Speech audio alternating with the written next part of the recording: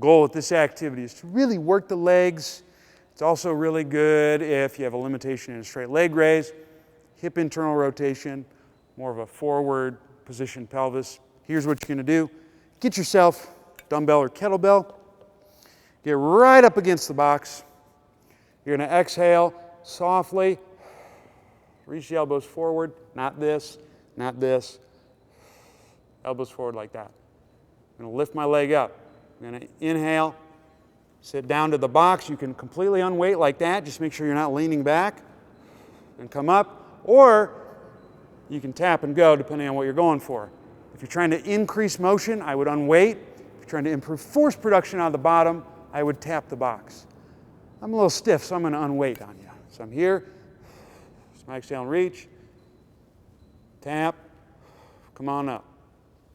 Unweight. Up. One more.